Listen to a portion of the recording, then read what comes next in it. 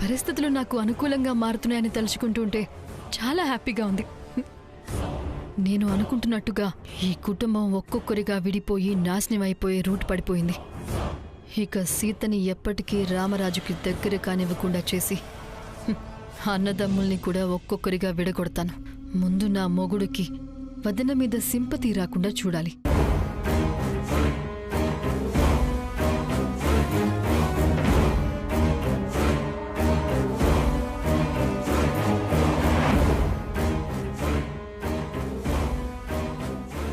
ఏమండి,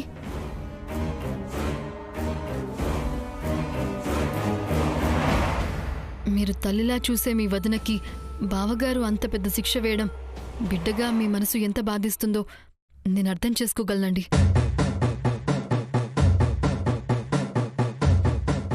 అంతమంది ముందు సరస్వతి శ్రావణ్లు ఒకటయ్యేంత వరకు నేను భార్యతో కాపురం చేయనని బావగారు అలా అనగానే అక్క కళ్ళల్లో తిరిగిన నీళ్లు చూసి నా గుండె విలవెల్లాడిపోయిందండి. పాపం అక్క శ్రావణ్ ప్రేమ సక్సెస్ కావాలని, సరస్వతి లైఫ్ స్పాయిల్ కాకూడదని ముందు చూపుతో ఆలోచించి మంచి పనే చేసిందండి.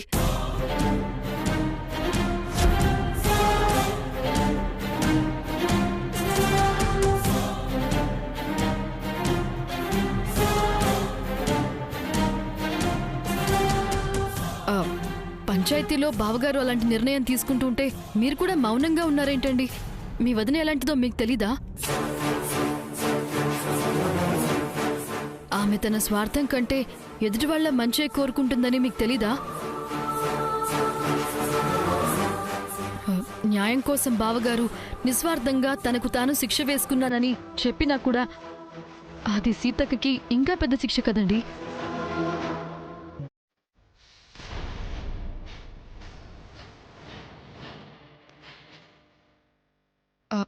అంత ప్రాణంగా చూసుకునే భర్తకి ఎలా దూరంగా ఉండగలరు చెప్పండి? దాక్షాయణి, నువ్వు చెప్పేది నాకు అర్థమవుతుంది. వదినకి అలా జరగడం అందరికీ బాధగానే ఉంది. కానీ బాధ కన్నా న్యాయమే గొప్పదే. వదిన మంచి ఆలోచించిందేమో, కానీ అది మా అన్నయ్యకి చెడు చేసింది. పంచాయతీలో దోషిగా నిలబెట్టింది.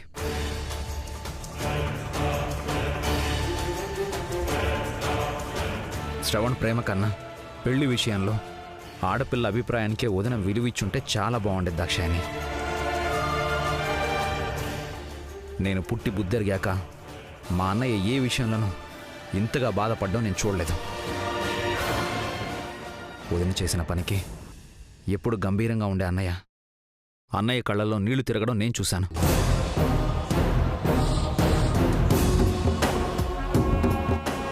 తీర్పు చెప్పే స్థానం నుంచి అన్నయ్యని సంజాయిషి ఇచ్చే స్థాయికి దిగజార్చింది వదినే కదా దాక్షాయణి.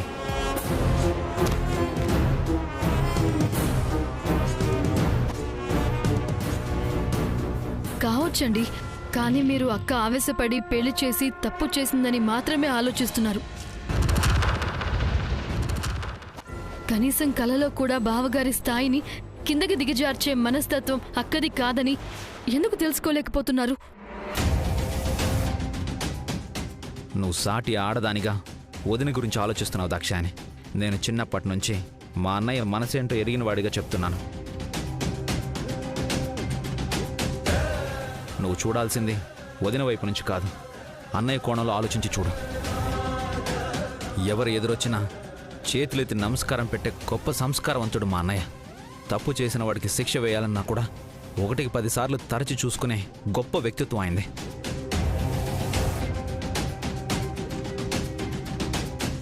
నన్నొక తండ్రిలా పెంచడం చెప్పడం కాదు, కానీ తప్పు చేయడం కానీ ఆవేశంలో నిర్ణయం తీసుకోవడం కానీ మీ బావగారికి అస్సలు తెలియదు దాక్షాయణి. అయ్యో, మీరు అపార్థం చేసుకున్నారండి. బావగారు తప్పుడు తీర్పు చెప్పారు, ఆవేశంలో నిర్ణయం తీసుకున్నారని నేను అనడం లేదండి. మీ అన్నయ్య ఎంత గొప్పవారో నాకు తెలియదా? అక్క మంచి కోసం ఆ పని చేసింది, అది చెడైంది. అక్కని క్షమించి శిక్షని క్యాన్సిల్ చేసి వాళ్ళిద్దరినీ ఒకటవ్వమని మీరు బావగారికి సర్ది చెప్పండి అని నేను మిమ్మల్ని రిక్వెస్ట్ చేస్తున్నానండి. తన వల్ల అన్నయ్య తలదించుకున్నాడన్న కోపం తప్ప వదిన మీద నాకు ద్వేషం లేదు దాక్షాయని. కానీ నాకు అన్నయ్య ముఖ్యం, ఆయన మాట ముఖ్యం.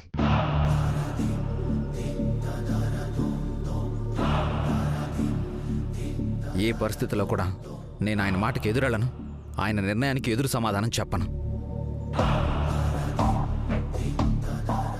వదిన్ని అంతగా ఇష్టపడే అన్నయ్య తన మనసుని ఎంత కఠినంగా చేసుకుని ఈ శిక్ష వేయించుకొని ఉంటాడో ఆలోచించు. సరస్వతి శ్రావణ్ ఒక్కటయ్యేంత వరకు దాంట్లో ఏ మార్పు ఉండదు. సరేలేండి, ఏదో అక్క బాధ చూడలేక మీతో చెప్పానే కానీ బావగారి నిర్ణయానికి నేను ఎదురు చెప్పగలనా? కాకపోతే నిర్ణయం తీసుకున్నా తెలియక కాదండి, దాన్ని అమలుపరచడం.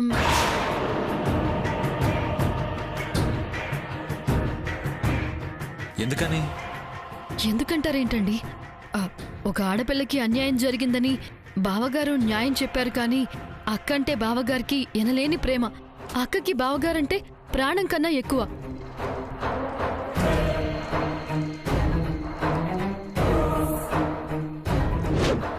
ఇద్దరూ 4 గోడల మధ్య ఎదురెదురుగా ఉండాలి, ఇంట్లో కలిసి తిరగాలి, ముఖాలు చూసుకోవాలి. ఇద్దరి మనసుల్లో అంత ప్రేమ పెట్టుకుని ఎదురెదురుగా ఉంటూ శ్రావణ్ సరస్వతిలు ఒక్కటయ్యేంత వరకు దూరంగా ఉండడం అంటే అంతకు మించి నరకం మరొకటి ఉండదండి.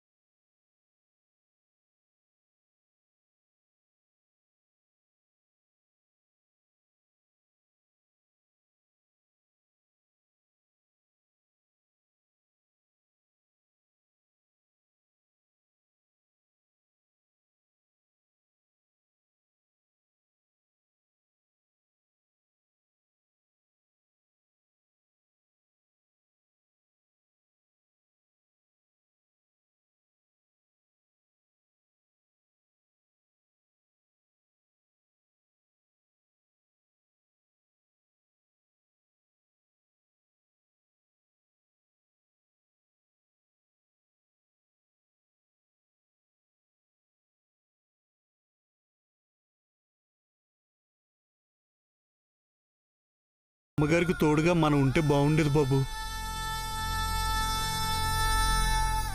వెనక ముందు ఆలోచించకుండా వదిలేసి వచ్చేసాం.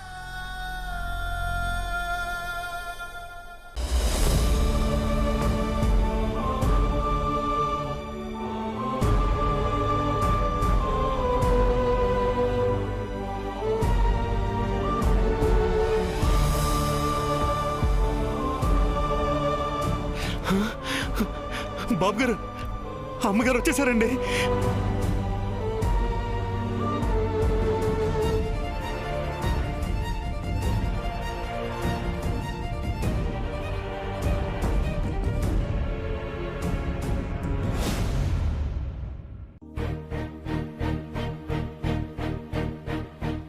వదినా, వదినా,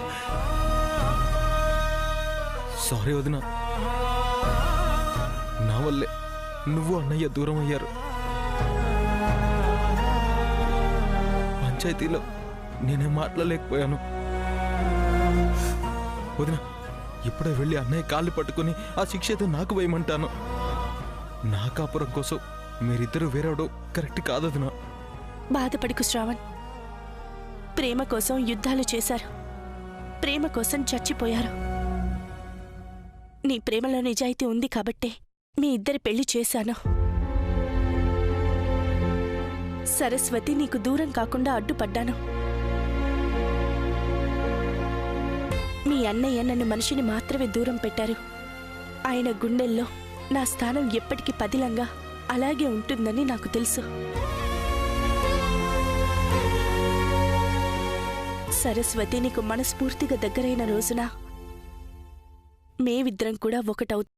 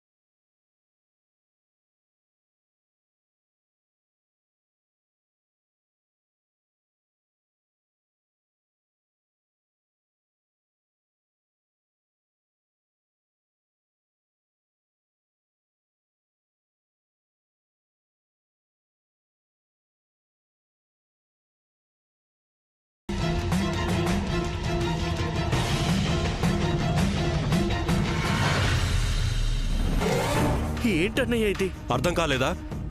మీ వదిన స్థానం ఇంట్లో కాదని చెప్తున్నాను.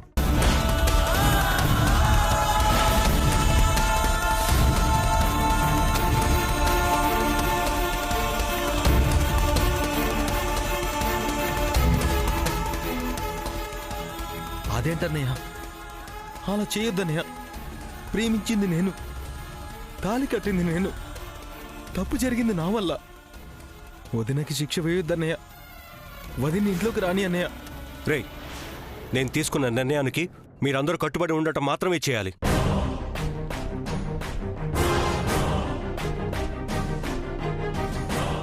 ఏం చేయాలో నాకు బాగా తెలుసు. నీతో మనస్ఫూర్తిగా కాపురం చేయటానికి సరస్వతి ఒప్పుకున్న తర్వాతే సీత ఇంట్లోకి అడుగు పెట్టాలి.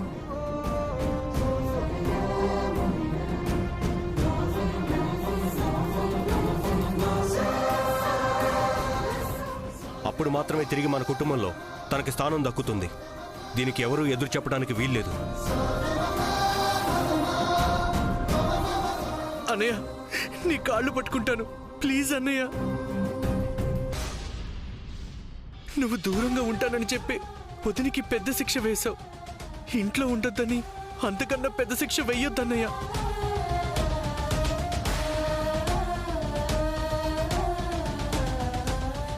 వదిని లోపలికి రానివ్వన్నయ్య. నీకు దండం పెడతానన్నయ్య. అవునన్నయ్య, ఏ శిక్ష అయినా మాకు వేయన్నయ్య. వదిన్ని పంపొద్దన్నయ్య, ప్లీజ్ అన్నయ్య.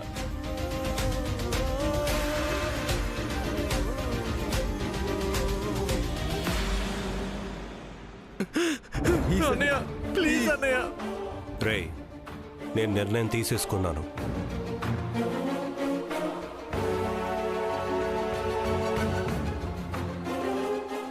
నా నిర్ణయాన్ని ఎవరు కాదన్నా, నా మాటని ఎవరు ధిక్కరించినా వాళ్ళకు కూడా ఇంట్లో స్థానం ఉండదు. ఈ రామరాజు కూడా ఉండడు.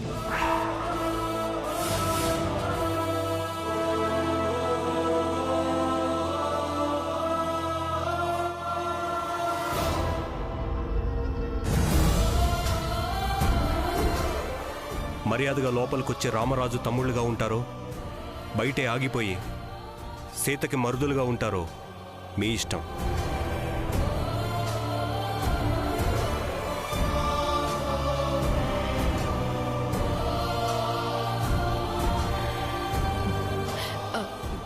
బావగారు పాపం అక్క. మాట్లాడొద్దు దాక్షాయిని. నాకెదురు ఎవరు మాట్లాడొద్దు.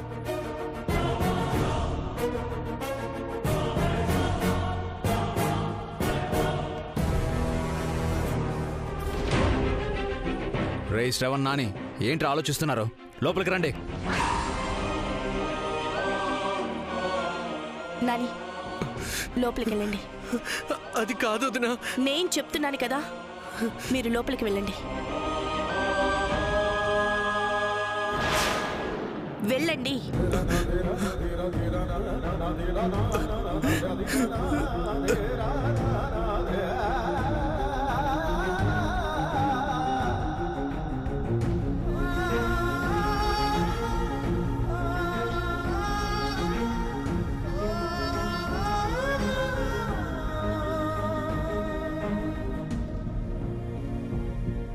నేను భవిష్యత్తు ఆలోచించి వీళ్ళ పెళ్లి చేసి న్యాయం చేశాను.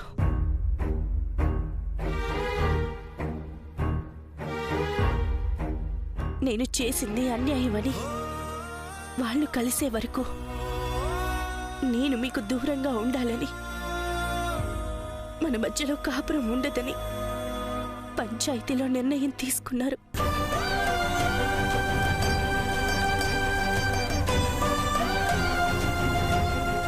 భవిష్యత్తులో జరిగే మంచి కంటే ఎదురుగా మీకు కనపడ్డ చెడుకే నేను కూడా విలువనిచ్చి మీ నిర్ణయానికి తల వంచాను. అంతవరకు బాగానే ఉంది.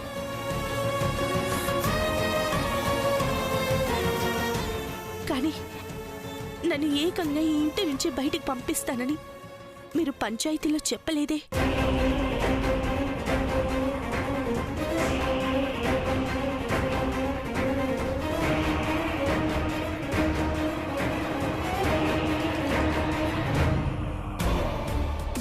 దానికి సంబంధించి మీ నుంచి కానీ ఊరి పెద్దల నుంచి కానీ ఎలాంటి తీర్పు చెప్పలేదే.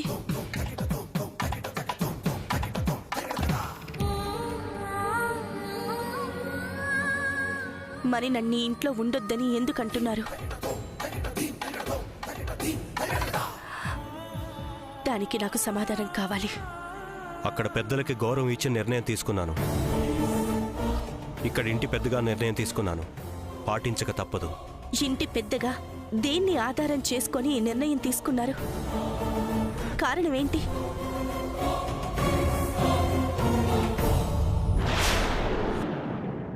మీది మరి అంత కఠినమైన మనసు కాదు. మీరు మీలా ఉండండి. నేను నాలాగే ఉన్నాను. నువ్వు చేసిన మోసాన్ని దృష్టిలో పెట్టుకుని ఈ నిర్ణయం తీసుకున్నాను.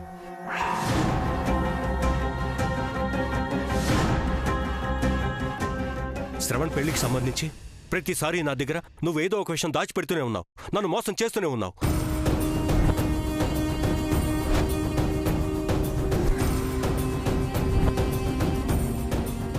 వాడి ప్రేమ విషయం దాచావు. నాని ఫ్రెండ్స్తో ఊళ్ళో పుకారు పుట్టించింది దాచావు. ఆ నింద నీ మీద వేసుకున్నాక అప్పుడు కూడా నా తమ్ముడిని కాపాడటానికి నింద మోసావని నీ వైపే ఆలోచించాను.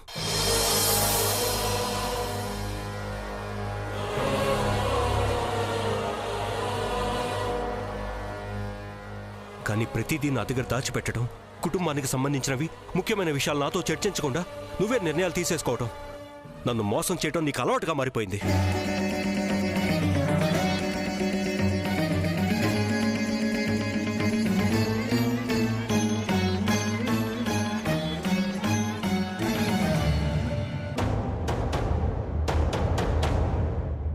శ్రవణ్ సరస్వతిలో ఒకటయ్యే వరకు నీకు ఇంట్లో అడుగుపెట్టే అర్హతే లేదు.